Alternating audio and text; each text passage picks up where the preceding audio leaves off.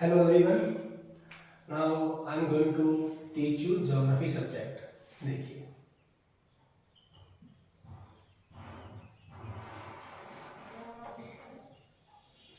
सबसे पहले किसी भी सब्जेक्ट को समझने से पहले हमें ये जानना जरूरी है उस सब्जेक्ट का मीनिंग क्या है, हम इसको क्यों पढ़ रहे हैं, इसके अंदर क्या क्या चीजें हैं जो इसको डिफाइन करेंगी। तो ज्योग्राफी जब इवॉल्व होती है, जब से मतलब इसकी स्टडी स्टार्ट होती है फ्रॉम एंशिएंट ईरा, तो जो ये वर्ड है ना जियो प्लस ग्राफी, इसका मीनिंग देखिए सबसे पहले क्या होगा। जियो प्लस ग्राफी, तो आप पाएंगे जियो का मतलब होता है अर्थ और ग्राफी का मतलब होता है स्टडी। तो इससे हम ये कंक्लूड करते हैं study of earth is geography. ठीक है, पर ये डेफिनेशन करेक्ट है, पर पूरी तरह से हम इसको ये नहीं बोल सकते कि स्टडी ऑफ अर्थ ज्योग्राफी को डिफाइन करती है। कि जब ज्योग्राफी इवॉल्व हुआ ना, तब मेनली फोकस क्या था, हम स्टडी ऑफ अर्थ पर कर रहे थे कि भाई अर्थ की स्टडी करनी है। ठीक है, अब भी अर्थ की स्टडी करनी है, तो इसका डिफाइन करने का वे अलग हो गया है। कोई बहुत से फैक्टर इसके साथ इंक्लूड हुए हैं, कुछ एक्सक्लूड हुए हैं, कुछ का इंटरेक्शन हुआ है, अलग अलग थ्योरीज आई हैं। तो आज के टाइम पे अर्थ की ज्योग्राफी को पूरी तरह से मैंने ये बोले कि एक्चुअल वे क्या है डिफाइन करने का, वो मैं आपको यहाँ नरेट कर रहा हूँ। ठीक है, पहले मैं राइट डाउन करता हूँ, फिर मैं उसका मीनिंग आपको नरेट करता हूँ। ठीक है, देखिए, the study of pattern of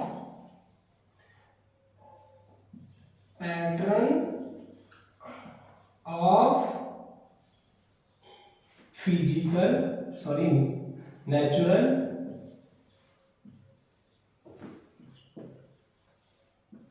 and cultural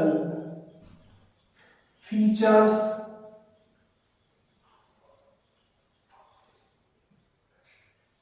and their distribution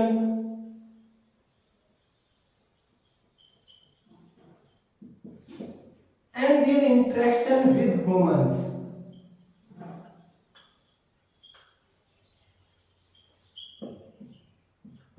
Interaction with humans.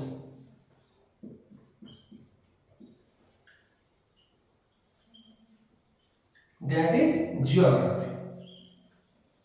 अब देखिए, अब समझते हैं हम इसका मतलब क्या है। ठीक है, सबसे पहले क्या, pattern of natural and cultural features and there distribution and interaction with humans. Okay, सबसे पहले समझिए नेचुरल एंड कल्चरल फीचर्स क्या होता है। ओके, सबसे पहले क्या कीजिए, आप कहीं भी खड़े हो जाइए। Suppose I am standing on A ground, someone standing on the river front, someone standing on the mountain area, someone standing on the beach.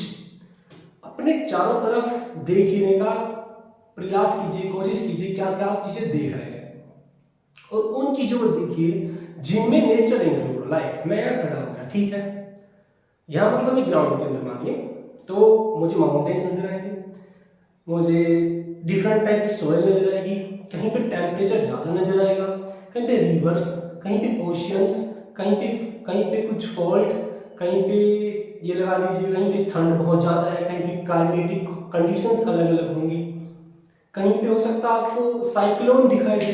तो जो नेचुरल फीचर्स हैं ये सब इसका पार्ट है। अब मैं यहाँ लिखता हूँ नेचुरल फीचर्स। ठीक है, मैं इसको NF लिख रहा हूँ। ठीक है, ये बोला बनाया मैंने, देखिए, रिवर, ओशियन, सॉइल, क्लाइमेट और mountains and flora and fauna. ठीक है, फ्लोरा एंड फौना मतलब पेड़ और पशु जो भी अपने आसपास हैं। ठीक है, अब दूसरी चीज देखिएगा, नेचुरल चीजों को छोड़ दीजिएगा जो आपने देखी। अब आप खड़े हुए फिर दोबारा उसी किस लोकेशन पे अपने चारों तरफ देखिएगा और उसको एनालाइज कीजिएगा कोई बंदा अलग लैंग्वेज बोल रहा है, किसी की डाइटरी हैबिट्स अलग, डाइटरी हैबिट्स नहीं, कोई वीट खाता है, कोई राइस खाता है, कोई नॉन वेज, कोई वेज, ठीक है। किसी के रहने का तरीका अलग है, कोई कोल्ड क्लाइमेट में रह रहा है, किसी के पहनने का तरीका अलग है। तो आप क्या पाएंगे इसके अंदर? कल्चरल फीचर्स में आपको क्या नजर आएगा? कल्चरल फीचर्स में जैसे आप लिख रहा हूं कल्चरल फीचर्स को, लैंग्वेज,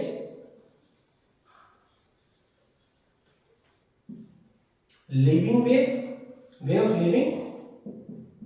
ऑफ लिविंग, डाइट, मैं डाइटरी हैबिट्स में डाइट्स को भी समझिए, डाइटरी हैबिट लिख देता हूं, चलिए ना अच्छे से, डाइटरी हैबिट्स, अटायर, ये है कल्चरल फीचर, ठीक है। अब इनका पैटर्न में लिखा एंड देयर डिस्ट्रीब्यूशन। अब डिस्ट्रीब्यूशन का मतलब क्या? लाइक आप राजस्थान के किसी एरिया में खड़े हैं, जैसलमेर बाड़मेर के अंदर, क्या आपको वहां रिवर में जो वो रिवर दिखाई देंगी जो कंटिन्यूस फ्लो कर रही है? हाँ, कुछ जगह देंगी, पर राजस्थान में ऐसी कोई रिवर नहीं जो 12 मंथ्स फ्लो करती हो, ठीक है। कहीं पे माउंटेन्स, अब हिमालय कहां पर है? जम्मू कश्मीर के वेस्टर्न पार्ट से नॉर्थ ईस्ट के स्टेट तक, ठीक है। वो आपको और कहीं नहीं मिलेंगे। रिवर, गंगा रिवर का फ्लो है वो अलग जगह होगा, सोयल है वो अलग अलग जगह पर अलग अलग होंगी, ठीक है। तो ये इनके अलग अलग कल्चर, यहाँ पे कोई बोली बोली जा रही है, यहाँ कोई लैंग्वेज, यहाँ पहनने का तरीका अलग। और cultural feature mainly natural feature के ऊपर डिपेंड है, या बोले इनके थ्रू रिफ्लेक्ट होते हैं सोसाइटी में। जैसे जहाँ कोल्ड क्लाइमेट है वहां का पहनने का तरीका अलग होगा, वहां का खान पान अलग होगा, तो ये दोनों भी लिंक हैं दूसरे से। थर्ड मैंने बोला देयर इंटरेक्शन विद ह्यूमंस। देखिएगा मैं इसको रब कर रहा हूं, लास्ट से कंसेप्ट को समझा रहा हूं, यहां पे देखिएगा इंटरेक्शन विद ह्यूमंस, ठीक है। अब कोई एरिया है वहां ब्लैक सॉइल मिलती है, तो आपको बता दूं black soil is suitable for cotton crop cultivation. तो ह्यूमन ने क्या किया है, ये इसका ब्लैक सॉइल थी, ब्लैक सॉइल पे कौन सा कॉटन का हो गया? कॉटन कहां पे? ब्लैक सॉइल, ठीक है। एग्जांपल तो बता रहे हैं इंटरेक्शन की तरह ब्लैक सॉइल पे।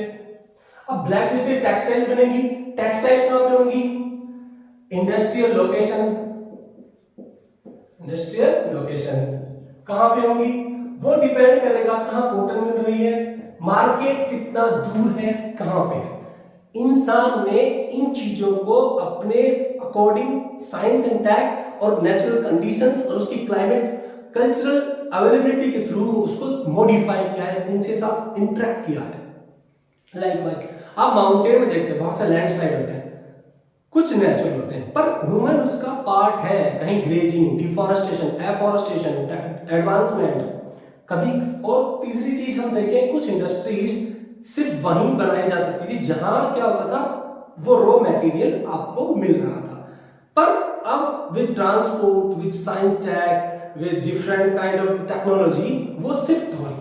तो पूरा जो एमेगमेशन है इसका, इनका तीनों का, इन तीनों का ये बनाता है जियोग्राफी।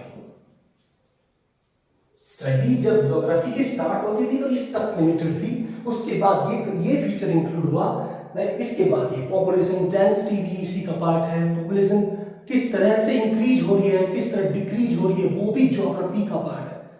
इंक्रीजिंग के पैटर्न ज्योग्राफी के पार्ट है, ठीक है। तो नेक्स्ट चीज की हम बात करते हैं,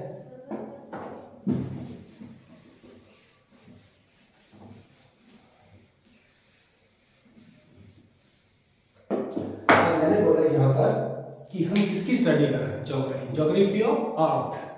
ये अर्थ बहुत इंपॉर्टेंट बात है, ये हम अर्थ की स्टडी करेंगे ज्योग्राफी की, क्योंकि जो भी इवोल्यूशन, जो भी फैक्टर्स, जो भी एट्रीब्यूट्स हैं वो सब के सब अर्थ के हैं।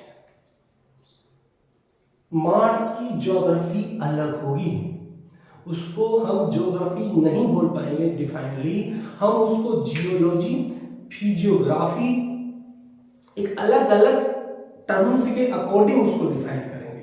कंप्लीट वे में उसको नहीं बोलेंगे ज्योग्राफी ऑफ मार्स है, वो उसकी फिजियोग्राफी है, वो उसकी जियोलॉजी है, वो उसकी क्लाइमेटोलॉजी है, but not all attribute contribute to take you the study of mass. ठीक है। अब अर्थ, सबसे पहले हमारे दिमाग में जैसे ही हम अर्थ का नाम सुनते हैं तो दिमाग में एक चीज आती है कि अर्थ क्या है। ये सबको पता होगा जनरली कि अर्थ इज ए प्लेनेट। कैसा प्लेनेट है? Have you seen movies, have you seen the news? तो आप पाएंगे ब्लू प्लेनेट टाइप का हमें मूवीज में, सीरियल्स में सब कहीं दिखता है। और कैसा? स्पेयर टाइप का। क्या अर्थ सच में स्पेयर है? हाँ, अर्थ स्पेयर जैसा है, पर अर्थ स्पेयर नहीं है। तो अर्थ का शेप है कैसा? तो अर्थ के शेप की बात की जाए ना, कैसा है शेप? अर्थ का शेप अर्थ जैसा है। अर्थ का शेप अर्थ जैसा, जैसे मेरा शेप कैसा? मेरे जैसा है। अब मैं मेरी शेप को कोई नाम दे सकता हूं, मैं एबीसी टाइप का दिखता हूं, बीसीडी टाइप का आप दिखते हो। तो अर्थ की शेप अर्थ जैसी है। कोई पूछ रहा है शेप कैसी है, लेकिन एग्जाम में पूछा जाए अर्थ की शेप कैसी है, तो वो आपको ऑप्शंस में, और जो इसका नोमेनक्लेचर दिया गया, मतलब नाम दिया गया है, वो दिया गया है geoid.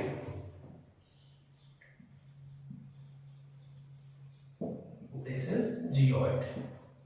Earth shape is like geoid. Geoid, अर्थ जैसा।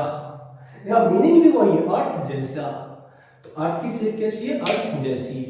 तो अब चलो अर्थ के बारे में, तो वो सब ठीक है, अर्थ की शेप अर्थ जैसी है। तो एक चीज आपको पता होगी, earth rotate on its axis and revolve around the sun is also true. पता होगा, नहीं पता तो डीपली हम इसके बारे में जब हम क्लाइमेट फैक्टर्स, क्लाइमेट पढ़ेंगे ना, तो उसमें अच्छे से चीजें लिंक होती आएंगी समझ में। पर इतना याद रखिए, earth rotate on its axis from west to east और it revolve around the sun. और अर्थ एक स्फीयर जैसी है पर स्फीयर नहीं है। अब फिर भी इमेजिन करो अर्थ कैसी है, तो अपनी प्याज लीजिएगा और प्याज को देखिएगा। देखिएगा क्या मानेंगे आप, प्याज ऊपर से ऐसे, नीचे से ऐसे है, और साइड के अंदर से वो ऐसे ओब्लॉइड है। तो अर्थ इज ओब्लॉइड एट इक्वेटर। जिसे प्याज होते हैं साइड से ऐसे निकली होती है, तो अर्थ यहां से थोड़ी ओब्लॉइड है। ओब्लॉइड कैसे है? अब मैंने वर्ड यूज किया इक्वेटर। ये क्या वर्ड आ गया भाई? ये होता क्या ऐसा? देखिए, ये कुछ नहीं है, एक इमेजिनरी लाइन है जो हमने खुद ड्रॉ की है कुछ चीजों की स्टडी के लिए। अब पूछ ले कि चलो हमने ड्रॉ कर दिए, जा कहां से रही है? अर्थ हमारे अर्थ के बिल्कुल बीच से निकाल रखे हमने, ताकि ये इस पार्ट को इक्वली डिवाइड कर दे। जस्ट लाइक ये पार्ट और ये पार्ट इक्वल है, और इस अपर पार्ट को हमने नेम दिया है नॉर्थ हेमिस्फीयर, और लोअर पार्ट को हमने दिया है name south hemisphere.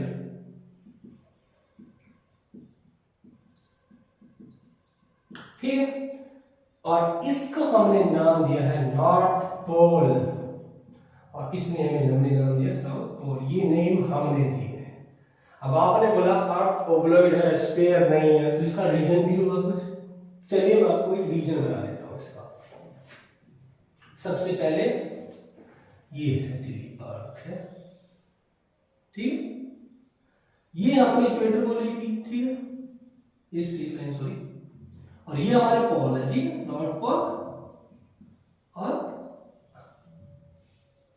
North pole और दिस इज साउथ पोल। अब देखिए, कोई स्फीयर, हम जो स्फीयर की तरह ट्रीट कर रहे हैं, मतलब समझने के लिए है ये थोड़ी ऑब्लॉइड प्याज की शेप की, तो फिर भी कोई भी है तो स्फीयर की तरह ना। तो ये इक्वेटर की यहां से यहां की डिस्टेंस बोले तो equatorial diameter, this pass to the mid of, यहां से ये क्या है? Polar diameter. इनकी लेंथ क्या है? कभी कभी एग्जाम में पूछ लिया जाता है, तो आप लिख सकते हैं 12,755 kilometre and this is 12,714 kilometre. एक बात याद रखिएगा, ये डिस्टेंस किसी एग्जाम में या किसी बुक में 4 मिले, 3 मिले, 6 मिले, 3 मिले, 2 मिले, 5 मिले, तो कभी भी नंबर्स क्लोज नहीं मिलेंगे क्योंकि अप्रोक्सीमेशन है ये।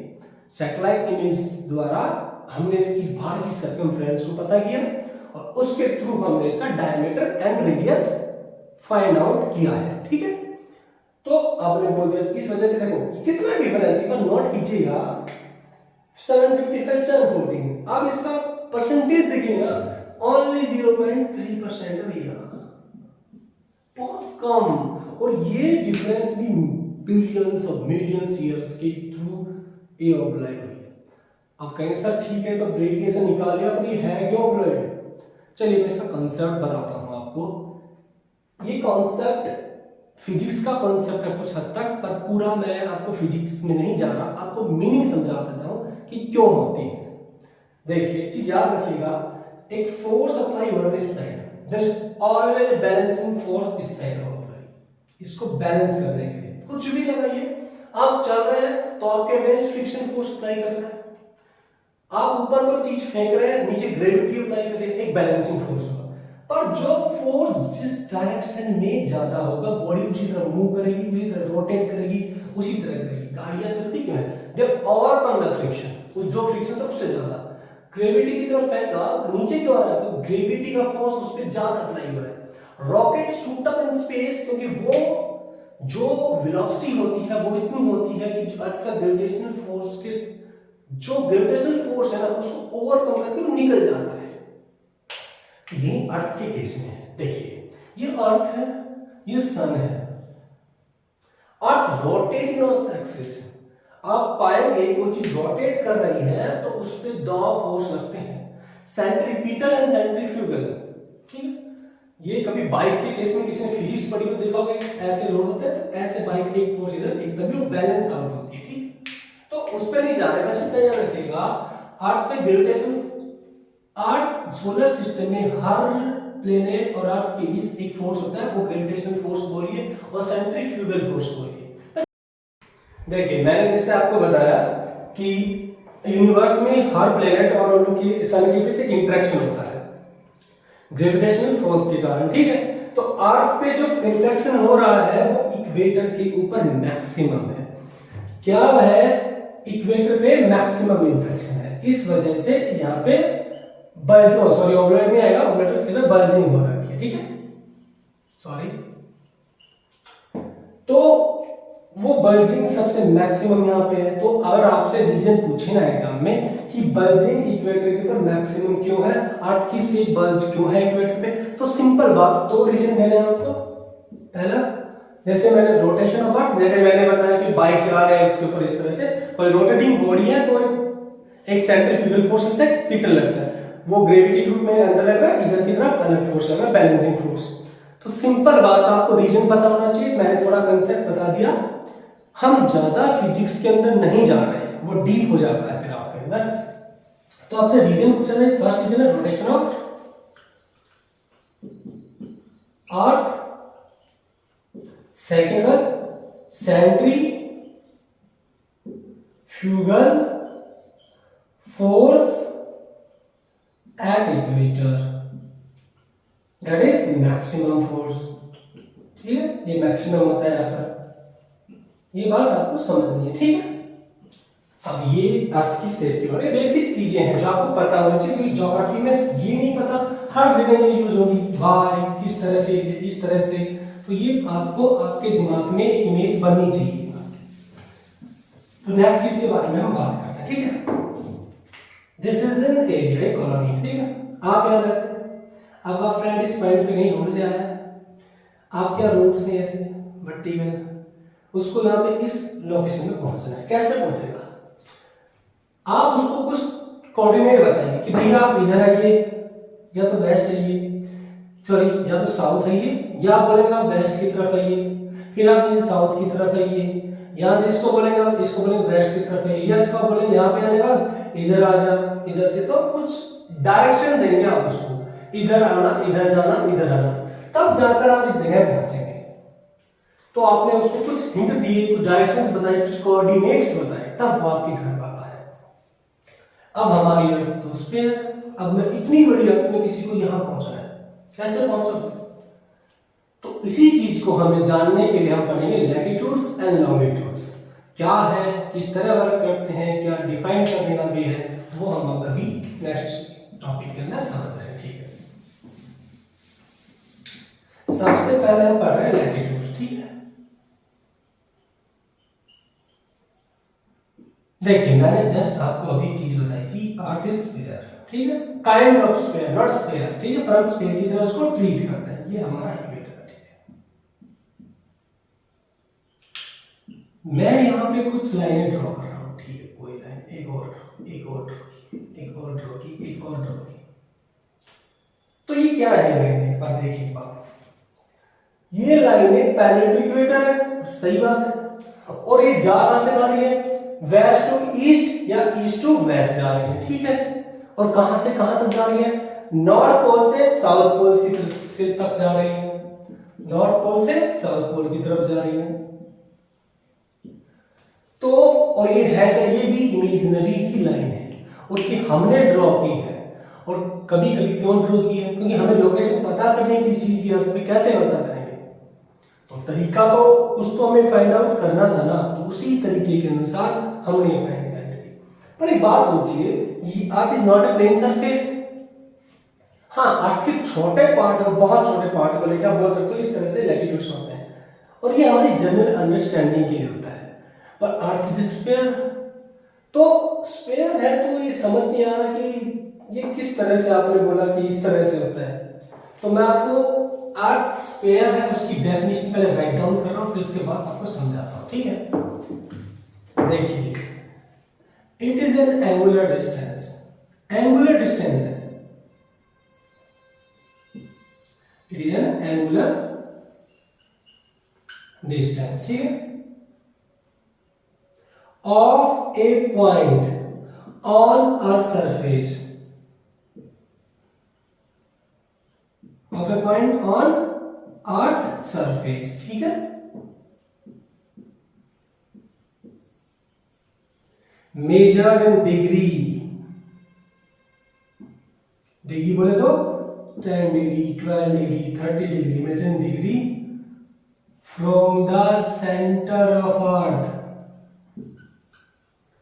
center of earth in north and south direction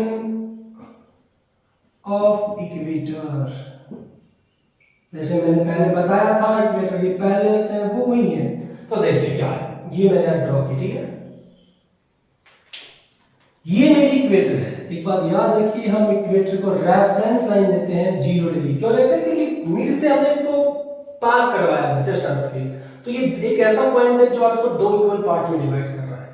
कोई रेफरेंस पॉइंट हम हमेशा, कोई भी सब्जेक्ट हो, कोई कंसेप्ट हो लिया जाता है, तो हमने इसको लिया। आप रेफरेंस पॉइंट और भी ले सकते थे, पर चीजें वही है कि कैलकुलेटिव पार्ट और चीजों को फाइंड आउट करने में बहुत कॉम्प्लेक्सिटी हो जाती है, तो हमने ये लिया। ये 0 डिग्री, चलो ये सेंटर है। ठीक है, अब किसी ने बोला मुझे इस पॉइंट पर लैटिट्यूड पता करना, डेफिनेशन पढ़िए, एंगुलर डिस्टेंस। सर्किल के अंदर एंगुलर डिस्टेंस ही होगी, आर्क होगी, एक रेडियस होगी, एंगल होंगे। तो एंगुलर डिस्टेंस होगी, आर्क लेंथ पता होनी चाहिए, उसके थ्रू हम किलोमीटर्स में निकाल सकते हैं, आर्क अपॉन रेडियस। तो रेडियन से ऐसे कंसेप्चुअली हम उसकी वैल्यू निकाल लेते हैं। ठीक, तो दिमाग में आ गया इसकी निकालने में, एंगुलर डिस्टेंस डिग्री में होगी। कहां से? सेंटर से इसको ज्वाइन कीजिएगा। ठीक है, इस पॉइंट को जो एंगल ये सेंटर के इक्वेटर के साथ जो एंगल बढ़ाएगा x डिग्री, ये लैटिट्यूड होगा किसी भी पॉइंट का। इसी तरह हम इसको फाइंड आउट करते हैं। अब कोई बोलते हैं कि इस पॉइंट कैसे निकालेंगे, तो इसको यहां से ज्वाइन कीजिए और इक्वेटर के साथ जो एंगल बढ़ा है सेंटर y डिग्री, ये क्या लैटिट्यूड, ये लैटिट्यूड से इस पॉइंट की। ठीक है, अब ये तो ठीक है। अब ये देखिए, ये अपर पार्ट में है, लोअर पार्ट में। जो अपर पार्ट में है x डिग्री नॉर्थ और y डिग्री साउथ। अगर आप ये टर्म्स यूज नहीं करते हैं तो आप स्पेसिफाई नहीं कर सकते किस डायरेक्शन में डिग्री का एंगल बन रहा है, ईस्ट, वेस्ट, साउथ, नॉर्थ। तो ठीक है, सब आपने चीज को पढ़ा भी होगा। आगे बढ़ेंगे ना, 30 degree north, 40 degree south, 60 degree north. चलो ये चीज समझ में, इसकी मैंने ये डेफिनेशन है। और एक चीज और आती है इसके दिमाग, हमारे दिमाग में कि चलो आपने बोल दिया इतने डिग्री है, ये डिग्री कितने डिग्री कहां तक जाएगा ये, आपको सरप्राइजिंग फैक्ट बताऊं, ये जाएगा 90 डिग्री नॉर्थ 90 डिग्री साउथ। पर ये जाएगा क्यों 90 पे क्यों जा रहा है, ज्यादा क्यों नहीं जा रहा? आप बोलो 180 पे ले जाओ, 20 पे ले जाओ, 30 क्यों नहीं जा रहा, 60 क्यों नहीं जा रहा?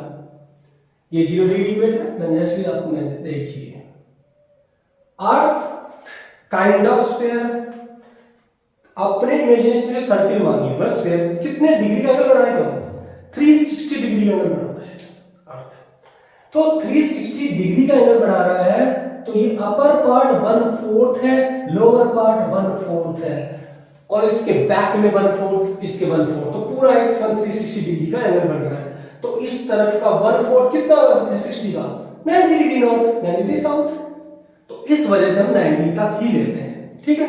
अब एक दिमाग में चीज आई, ठीक है, आपने 90 डिग्री बोला, तो एक लाइन यहाँ ड्रॉ होगी, एक लाइन यहाँ ड्रॉ होगी, एक यहाँ होगी, ये कितनी लाइन होगी? देखिए 0 डिग्री से 1 डिग्री के बीच में कितने लैटिट्यूड्स हैं? 1। तो 0 से 90 के बीच कितने होंगे? 89 नॉर्थ में होंगे, और 89 साउथ में। आप कोई बोल दे कि टोटल कितने होंगे, कितने?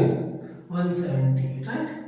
नहीं, equator is also an latitude, is also an a latitude.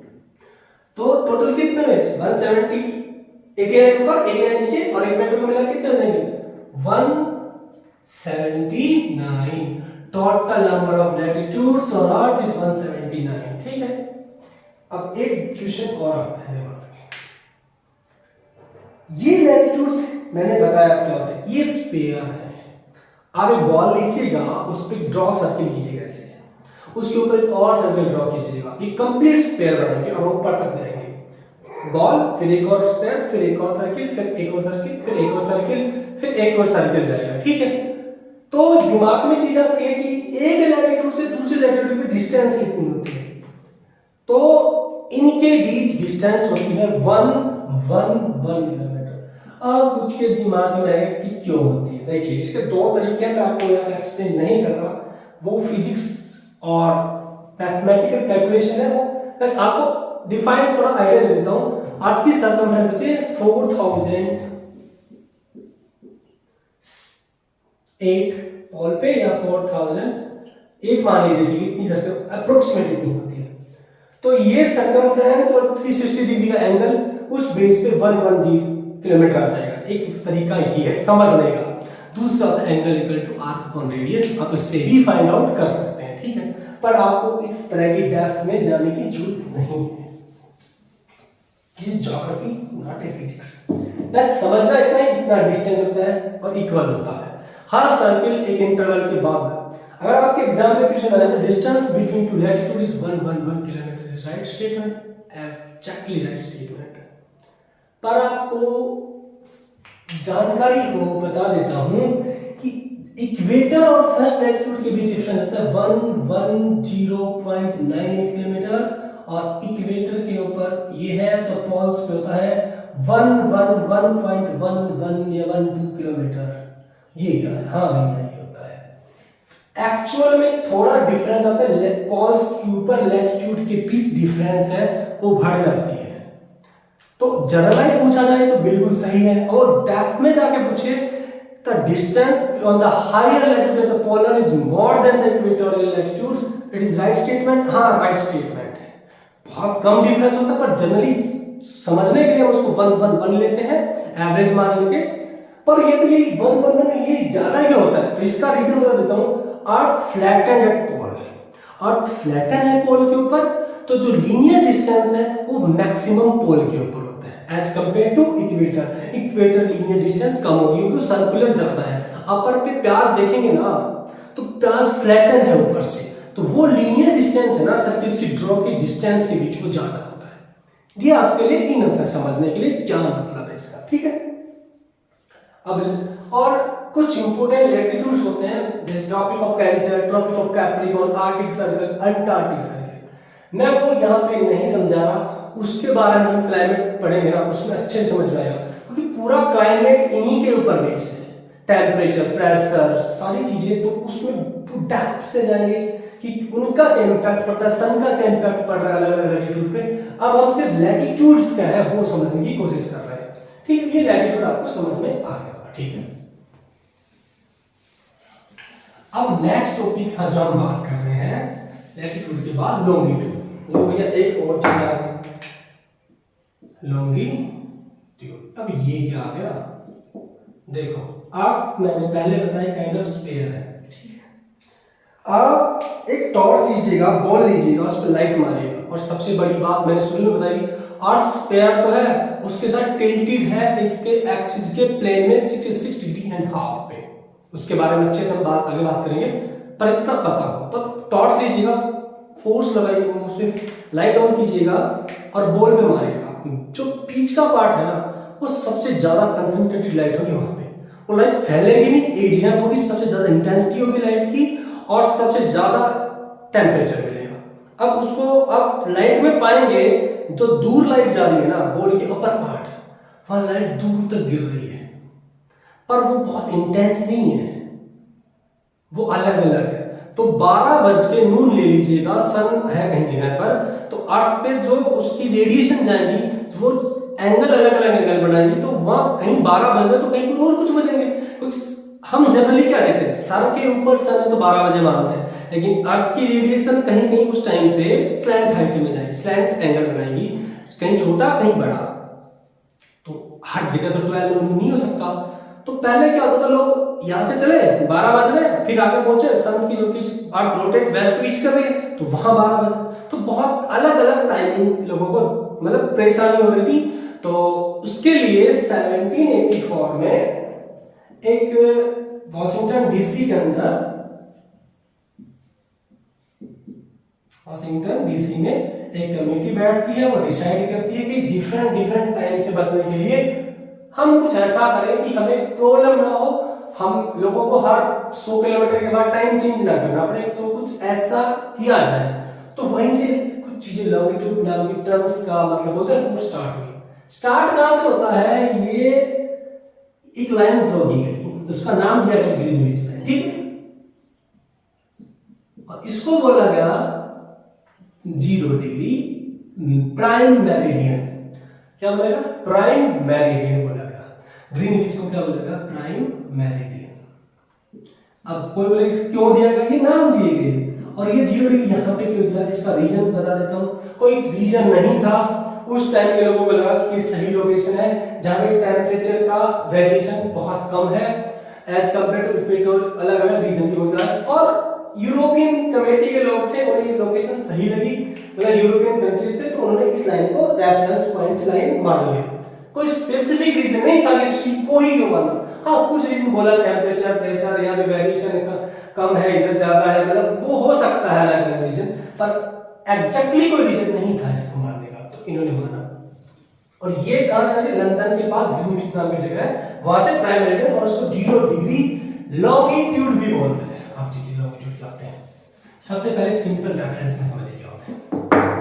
अर्थ या ये ग्रीनविच लाइन है, या पैरेलल लाइन की मैंने ड्रॉ ड्रॉ ड्रॉ, ठीक है।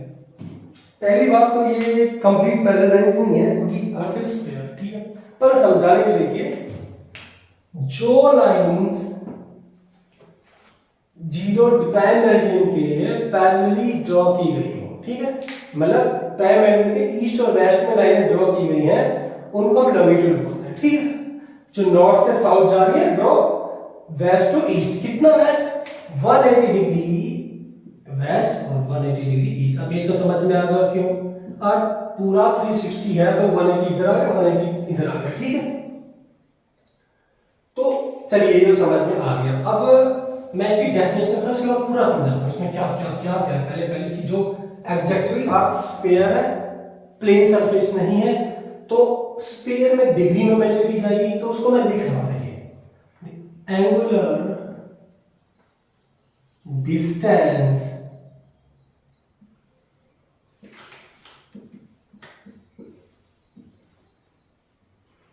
measured in degree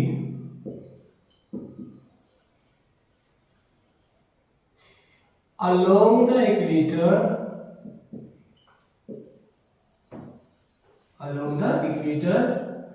on west or east side of prime meridian. देखिए समझाता हूँ कैसे, ये अर्थ लीजिए और इस पे ये इक्वेटर ले लिया मैंने, ये प्राइम मेरिडियन, ये कोई दूसरा हो, ठीक है। इस पॉइंट का बारे में मुझे बोला गया, बताइए कैसे निकालना है, ठीक है। कोई भी यहां से मैंने एक इक्वेटर से ड्रॉ किया, एक एंगल बनाया, ठीक है। यहां से मैंने एक पॉइंट वाला, इस पॉइंट का लैटिट्यूड लॉन्गिट्यूड लैटिट्यूड्स पहले नहीं फर्स्ट है, यहां पे मैंने ड्रॉ किया, एक लाइन ड्रॉ की, ठीक है। ये प्राइम मेरिडियन के साथ जितना एंगल बढ़ा रहा है, मैंने यहां से इसके साथ एक एंगल और बढ़ाया, इस पॉइंट के साथ ही यहां से एंगल ड्रॉ किया। आपने अभी पहले पढ़ा होगा कि एक आर्क ली, उससे लेंथ खींची, यहां से ड्रॉ किया, यहां से साथ कितना, इसके साथ कितना एंगल बढ़ रहा है, कोई कितना एंगल बढ़ाया यहां के साथ, तो हमने यहाँ पे एंगल मेजर करते थे तो ये एंगल बढ़ता था। तो जो ये एंगल बढ़ेगा ना भाई, ये लॉन्गिट्यूड होगा। फिर बता देता हूँ, यहां से प्राइम मेरिडियन के साथ इस मैंने का एंगल ड्रॉ किया इस पॉइंट में, ठीक है। और इसके प्राइम मेरिडियन के इधर है, तो इसके जो एंटी मेरिडियन है वहां के साथ ये कितना एंगल बना है, यह एंगल ड्रॉ किया, तो जो ये एंगल आएगा वो लॉन्गिट्यूड होगा, ठीक है। इतना समझ आना चाहिए होता क्या, ठीक है। अब देखो, जो प्राइम मेरिडियन है, ये देखिए, ये हमारी अर्थ है और ये इस तरह से बन रहा है।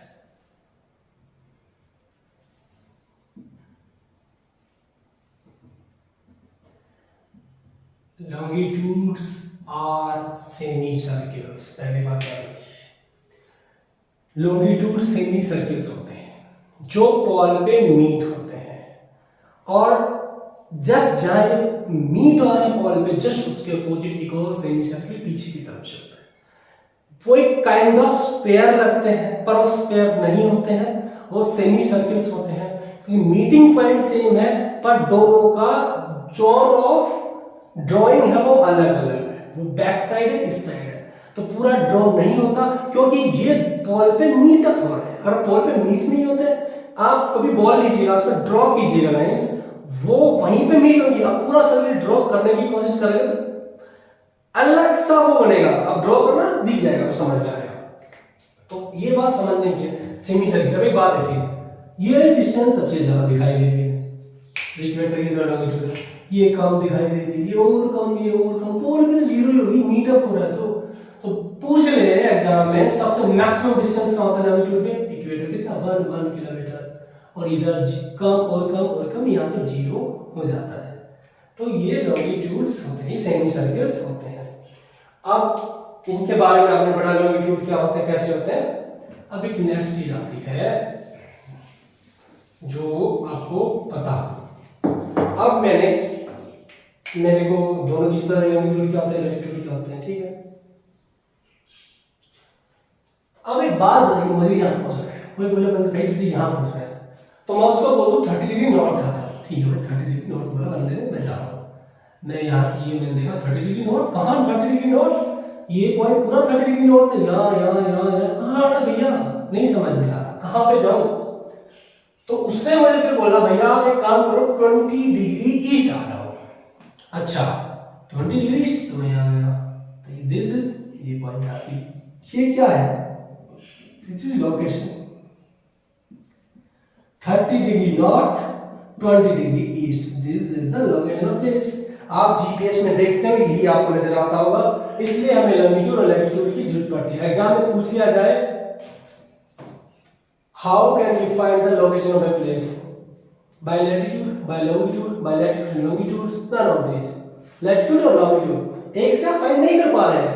आप खुद देखा कि अगर मैं 30 डिग्री ईस्ट आ गया, कहां आ जाऊं, पूरा 30 डिग्री ईस्ट है, दोनों का मिलेगी, जब पॉइंट क्रॉस करेगा वहीं आपका लॉन्गिट्यूड होगा, ठीक है। अब मैंने एक बात बोली थी लॉन्गिट्यूड्स के अंदर कि 180 डिग्री ईस्ट 180 डिग्री वेस्ट जाता है। तो आपको सरप्राइजिंग बात बताऊं, 180 डिग्री ईस्ट और 180 डिग्री वेस्ट दोनों सेम ही लाइन होती है। कैसे? अगर आप उधर से जाओगे ईस्ट की तरफ से जाओगे तो वेस्ट पे आ जाओगे, और वेस्ट से जाओगे तो यहाँ ईस्ट की तरफ आ जाओगे। अर्थ इज स्फीयर, एक पॉइंट पे मिल जाएंगी, हम इसको एंटी मेरिडियन भी बोलते हैं। तो ये दोनों लाइनें एक होती हैं, पहली बात याद रखिएगा, ठीक है? क्योंकि आप देखिए, आप उसके घूम के आए उसी लाइन पे आएंगे, बस 180 डिग्री ईस्ट बोला, उधर से जाने चाह रहे फिर वहीं पे आकर रुके तो वो वेस्ट हो गई। बस आपकी डायरेक्शन ऑफ मूवमेंट क्या है उस पर डिपेंड करता है उसको क्या बोलना है। लाइन एक होती है, ध्यान रखिएगा इस बात का, क्यों होती है मैंने बता दिया है।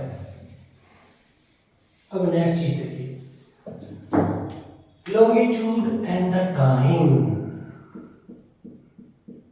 मैंने बताया 1784 में एक बात हुई, ग्रीनविच लाइन के बारे में बात हुई, हमने ग्रीनविच लाइन ड्रॉ की, ठीक है? चलो भैया, अब ये ड्रॉ की लाइन, ये 0 डिग्री प्राइम, यहाँ पे अलग टाइम, यहाँ पे अलग टाइम, यहाँ पे अलग, यहाँ तो जितने कंट्री हैं उन्होंने प्राइम मेरिडियन के बेस के ऊपर अपने देश के अंदर सेंट्रल प्राइम मेरिडियन बनाई, सेंट्रल मेरिडियन बनाई, जैसे इंडियन स्टैंडर्ड टाइम। इस तरह सब देश, और वो मेनली वो लाइन चूज की जाती है जो उस कंट्री के मिड से हो, एग्जैक्टली मिड से नहीं, मतलब मिड से, ताकि टाइम में डिफरेंस कम आए। जैसे हम इंडिया की बात करते हैं तो वो 82.5 डिग्री जो पास हो रही है मिर्जापुर नाम जगह से उत्तर प्रदेश में वाराणसी के नियर, ठीक है? 82 डिग्री एंड हाफ, तो ये पास हो रही है, ठीक है? चलो, तो इसी तरह से एक बात आपको सरप्राइज करेगी, earth rotate from west to east, तो ईस्ट के अंदर क्या हो रहा है, सन पहले राइज होता है, आपने नोट किया होगा। हमारे देश में भी अरुणाचल प्रदेश और गुजरात के टाइम में 2 आवर का अप्रोक्सीमेट डिफरेंस है। तो जब हमारे यहाँ के ऊपर हमारा सनराइज होता है, उनका सनराइज 6 बजे हमारा हुआ इस साइड गुजरात में, तो वहाँ 4 बजे हो जाता है। और बीच बीच में ये मांगे उठती रही हैं, ये डिमांड्स होती रही है कि हमारा टाइम जोन काफी डिफरेंट है, हमारा वर्किंग आवर डिफरेंट है। अब सोचिए, हमारा ऑफिस 6 बजे बंद हो रहा है, उनके 6 बजे 8 लग चुके होते हैं, जो हमारे रिलेटेड होता है।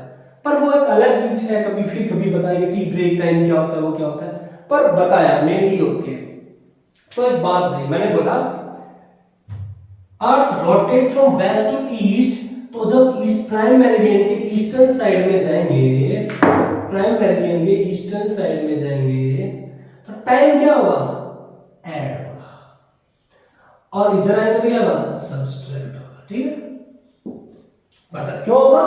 Earth rotate from west to east, तो सन की पोजीशन किस तरह से, वेस्ट टू ईस्ट, पता है, बहुत दिन पहले निकल रहा है, तो अब इधर जैसे आए तो टाइम ऐड हो जाएगा। यहाँ 12 बज रहा है तो यहाँ 12:05, 1 बजेगा, 2 बजेंगे, 3 बजेंगे, वो अलग अलग मेरिडियन का अलग अलग टाइम होगा, ठीक है? तो सब देशों ने कहा चलो भाई ठीक है।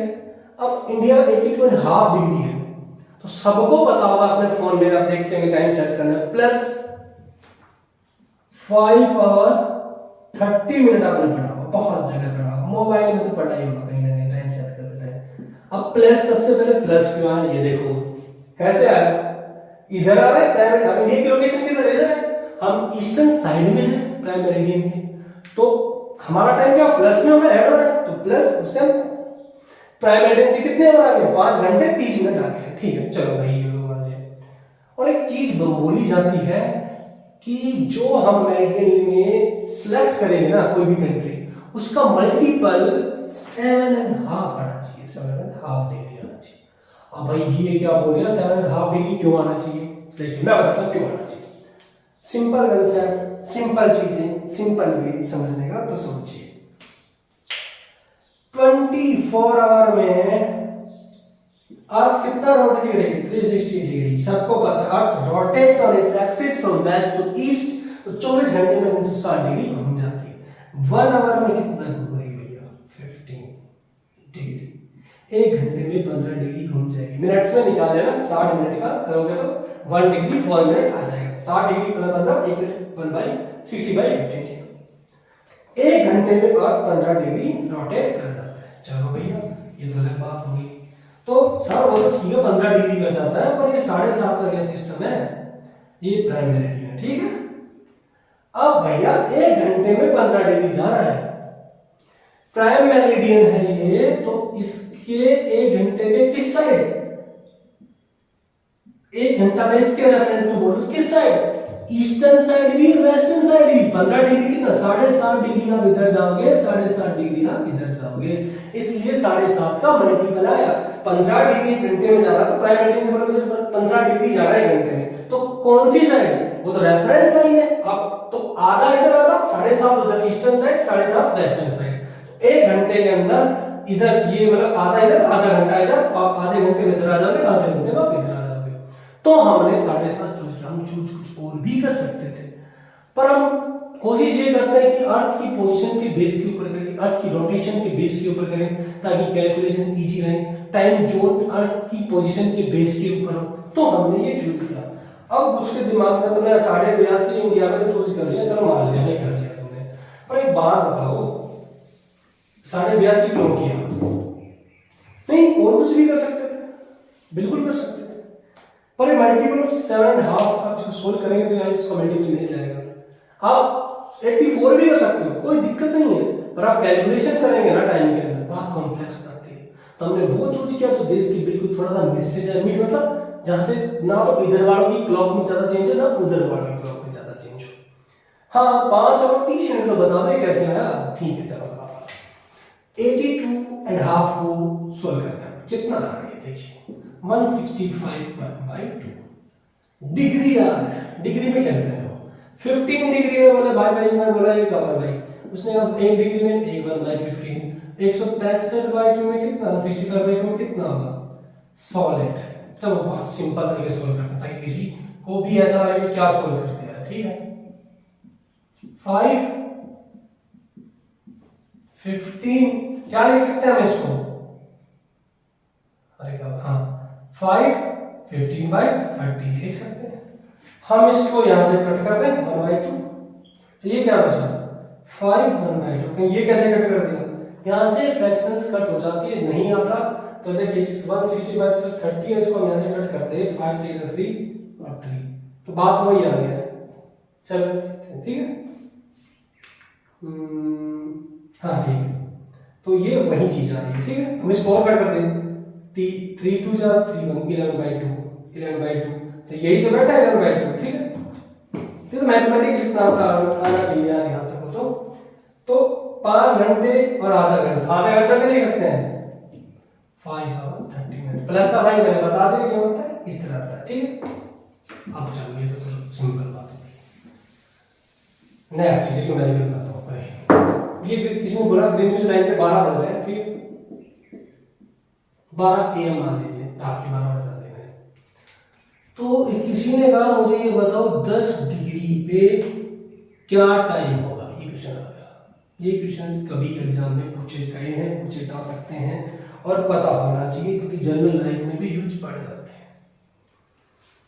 चलो ये 12 AM में 10 डिग्री पे क्या टाइम होगा, अब सोच रहे हैं इसका क्या करें, कुछ नहीं करना। ये कितना डिग्री, 0 डिग्री है, ये 10 डिग्री, कितने का डिफरेंस आया 10 डिग्री का, 10 डिग्री का है ना, तो 15 डिग्री 1/50 10 डिग्री आपको निकालना है, 10/50। अब ये क्या आ गया, ये तो आवर आ गए, तो इसको मिनट में चेंज कर दो। अब एक आवर में 60 मिनट होती है, 15 4 60 40 मिनट। अब ईस्टर्न साइड आ रहा है भैया 30 डिग्री 10 डिग्री सॉरी, तो इधर जब आएंगे तो टाइम क्या होगा, ऐड होगा, तो क्या टाइम होगा 12:40 minute. This is your time. एक और देखते हैं, और भाई क्रैम मत करना, न्यूमेरिकल्स को याद रखिएगा, बहुत सिंपल है, समझिएगा। देखिए किसी ने बोला मैं 75 डिग्री वेस्ट पे हूँ, एक बोला भाई मैं 125 डिग्री ईस्ट पे, ले लेते हैं, ठीक है। अब क्या करें, क्या करना चाहिए, क्या लगता है सिंपल तरीका बताता हूँ, ज्यादा दिमाग नहीं है, दिमाग तो लगेगा मतलब समझ लेंगे। 0 से 25 में कितना डिफरेंस है 125, ये कितना है 75, टोटल कितना आ गया भैया 5 200 डिग्री आ गया। समझ में आया? यहाँ से यहाँ का बीच कितना, यहाँ से यहाँ कितना, टोटल कितना, मतलब सोचिए वेस्ट से ईस्ट के बीच कितना डिफरेंस बोले तो रिलेटिव डिफरेंस, यहाँ से इतना यहाँ से इतना, तो टोटल 200 डिग्री आ गया। चीज वही है 15 डिग्री 1/15 into 200, इसको सोल्व कीजिए 15 1 3 5/3 15, ठीक है। तो ये कितना हुआ 13 आवर, और ये 5/15 आवर कितना है 60, तो ये 20 मिनट, 13 घंटे 20 मिनट। अब एक चीज देखिए, मैंने डिग्री बताई, टाइम तो नहीं बताया था ना, तो मैं टाइम लिख देता हूँ, उस टाइम भूल गया था। मैंने बोला 12 PM लेते हैं, चलो इसको, हाँ PM लेते हैं, और ये फ्राइडे है भैया, ठीक है। आप बताओ टाइम क्या होगा भैया, कोई दिक्कत नहीं है, अपनी घड़ी याद रखो, जिंदाबाद। 12 बजे 12 PM बजा दिया। PM क्या होता है, सॉरी 12 मत लीजिए यार, PM तो होता ही नहीं, सॉरी 2 PM ले लीजिए, 2 PM ले लीजिए, ठीक है, कोई गलती लिख दिया, 2 PM लिखा। तो 2 PM क्या होंगे, दिन के 2 बज रहे हैं, ठीक है भैया, 13 घंटे जाना, पहले 12 चले जाओ, 2 AM हो जाएगा। देखो दिन के 12 PM और AM देख लेना भाई, समझ लेना क्या होता है। रात के बाद जो बजने स्टार्ट होते हैं वो AM होता है, और दिन के बाद जो स्टार्ट होता है PM होता है, ठीक है। 2 AM हो गया 12 घंटे बाद, 1 घंटा और बढ़ा दो 3 AM हो गया, 20 मिनट और बढ़ा दो 3:20 हो गया भाई। पर भैया वो तो ठीक है AM, सॉरी, तो वहां ऑप्शन में देगा 3:20 फ्राइडे, 3:20 सैटरडे, 3:20 थर्सडे, 3:20 कुछ भी मान लीजिएगा, मतलब मंडे, ठीक। तो आंसर क्या होगा, फ्राइडे था 2 PM पे, और अब जब 12 घंटे में जाएंगे, क्लॉक में 2 बज रहे हैं, यहां से 12 घंटे लेंगे, ऐसे ऐसे ऐसे ऐसे ऐसे, यहाँ 12 बजते क्या हो जाएगा, दिन चेंज नहीं हो जाएगा, यहाँ पे फ्राइडे पर सैटरडे नहीं हो जाएगा, तो ये हो 3:20 सैटरडे, दैट्स इट, ठीक है। और नेक्स्ट कंसेप्ट है, अब इसमें से ज्यादा नहीं पूछने वाला, कहीं पे भी थोड़ा बहुत भी, और न्यूमेरिकल्स पूछ लेते हैं, पता होने चाहिए, और मोस्टली बच्चे को न्यूमेरिकल्स नहीं पता होते हैं, ये ट्रुथ है, नहीं सोल्व करने आते, काफी लोग सोल्व भी नहीं कर पाते। नेक्स्ट है इंटरनेशनल डेटा लाइन, छोटा सा कंसेप्ट है, पर कभी कभी पूछ लिया जाता है। ये एक इमेजिनरी लाइन है जो हमने पास की है, और ये क्या है कि ये एशिया है, ठीक है, और ये ऑस्ट्रेलिया है, ठीक है। एक लाइन ऐसे पास जिगजैग लाइन है, पूरी कंप्लीट लाइन जिगजैग क्यों है, क्योंकि यहाँ कुछ आइलैंड्स हैं, और ये इसके अंदर से पास हो जाएगी तो बहुत बड़ा ब्लेंडर हो जाएगा इनके साथ। कैसे, देखिए प्राइम मेरिडियन से आप इस साइड चल रहे हैं, ये प्राइम इधर भी क्यों, आप इस पे इधर से चलेंगे आप, तो जैसे आप इसको करेंगे करो तो 12 आवर गेन होगा, मतलब 12 आवर का अंदर पड़ेगा, इधर से इधर जाओगे 12 आवर का फिर गेन होगा, तो टोटल 24 आवर का चेंज होगा, और मतलब 1 डे चेंज होगा, कि इधर कितना होगा वो अभी बता रहा हूँ। पहले सेलर्स क्या करते थे, वो चलते इधर से और उधर पहुंच रहे तो वही दिन फिर आ गया, उधर से चल रहे वही दिन, दूसरा दिन आना कुछ था, हाँ दूसरा दिन था। होता क्या है, रोटेशन है, स्पीड, अर्थ की पोजीशन चेंज हो रही है, तो होता क्या है, जैसे आप इसको क्रॉस करते हैं एक डे सब्सट्रैक्ट हो जाएगा, ठीक है, डे सब्ट्रैक्ट हो जाएगा, और इधर जैसे ऐड हो जाएगा डे, एडेड डे। यहां फ्राइडे को चले तो हम थर्सडे को पूछेंगे, ठीक है, थर्सडे को पूछेंगे, और यहां आप सैटरडे को चले इधर से तो ये एक डे ऐड हो जाएगा, तो आप संडे को पहुंचेंगे। This is international data line. अब देखिए ये यहाँ पे ज्योग्राफी का जो बेसिक कोर है ना, जो अर्थ के ऊपर क्या चल रहा है क्या नहीं चल रहा है उसके बारे में, ठीक अच्छी बात है, ये पढ़ना चाहिए था। अर्थ पे क्या चल रहा है क्या नहीं चल रहा, अच्छी बात है। हम अगली बार हम पढ़ेंगे अर्थ के अंदर क्या चल रहा है भैया, हमें अर्थ के बारे में कैसे पता चलता है कि अर्थ ऐसी है, अंदर से मॉल्टन है, सॉलिड है, लिक्विड है, क्या है इसके अंदर और क्यों है इसके अंदर ऐसा, कैसे कैसे अर्थक्वेक क्यों आ रहे हैं, अर्थक्वेक क्यों आ रहे हैं, क्यों आते हैं, ग्रेविटी का इंपैक्ट क्या पड़ता है, ग्रेविटी का इंपैक्ट क्या पड़ता है, क्या ग्रेविटी सब जगह इक्वल है अर्थ के ऊपर, किस तरह से वोल्केनो आए, किस तरह जनरेट हो रहे हैं, किस तरह से इवॉल्व हुई अर्थ, हम उसके बारे में सब पढ़ेंगे। क्रस्ट, मेंटल, कोर, क्यों primary wave, secondary wave, surface wave, वो क्यों होती है, किस लिए होती है, किस तरह उनका डायरेक्शन होती है, किस तरह इंपैक्ट पड़ता है उनके ऊपर और किस तरह अर्थ का सरफेस चेंज होते हैं इन एक्टिविटी के द्वारा, अर्थ के अंदर से जो चीजें होंगी भारत के ऊपर जो इंपैक्ट पड़ रहा है हम उसके बारे में अगले लेक्चर में अच्छे से पढ़ेंगे। ठीक, थैंक यू वेरी मच।